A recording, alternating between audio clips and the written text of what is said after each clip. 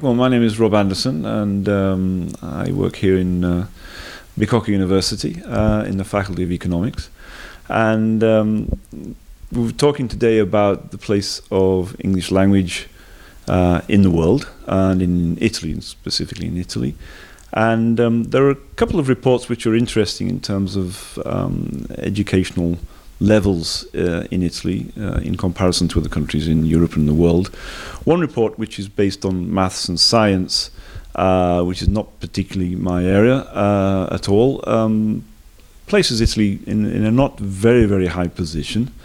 But the area that I'm more interested in, obviously English language, there is another report from 2014 which places Italy again in a moderate position. And we've been trying to work out why that might be. Why is it perhaps that Italy is not higher up the league table, the world league table in English language proficiency? And there are many reasons, and we've discussed aspects of the Italian education system, how it has a predominance for traditional teaching methods, passive learners, learning by rote, traditional teaching materials, and teaching for examinations instead of teaching English for the world of work, for the social world. And the fact that English is unquestionably the lingua franca of the world, the necessity for individuals and for countries, for economies, to be proficient in English, and in order to compete, in order to export, in order to find work. And really it's despite the fact that many governments in the world pay lip service to English language provision, English language training, English language teaching, at institutional level, it's often the case that this doesn't really manifest itself in anything concrete. In other words, students are still being taught with the same kind of teaching methods, same teaching materials, and therefore language learning, English language learning, is still rather slow. And this is quite a serious issue, because at my level I meet young people and they're aware of the fact that their English skills are much lower than their European competitors. I use the word competitors because we're talking about young people going out, leaving university, trying to find work, and competing in the job market. And today they're competing not with other Italians, but they're competing with people from all over Europe.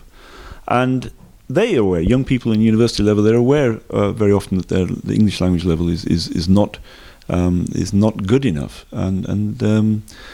And really, it's up to individual institutions to try and change things. Governments have expressed their desire to have an English-speaking populace. Italy has. Most governments realize the importance of English in the world, but it doesn't really translate into action. And this is really what needs to be analysed. How is it that institutions like my university, for example, are not able to translate these desires into realities?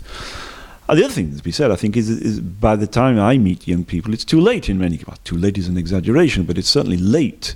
These kind of skills, these language skills, need to be learnt at a much younger age, in the junior schools and in the middle schools. This is really where the focus needs to be. This is where governments need to spend money, and this is where the focus needs to be. So by the time that young people get to university, which universities are increasingly becoming a multilingual experience. My classes are peopled with people from all over the world now, from China, from Albania, from Russia, from the Ukraine, and this is the experience Europe-wide. So by the time young people arrive at university, they've got enough language skills, A, to survive within the university system, which, I repeat, is becoming increasingly more multinational, multilingual, but more specifically and more especially and more importantly, when they leave university and try and find work in the outside world.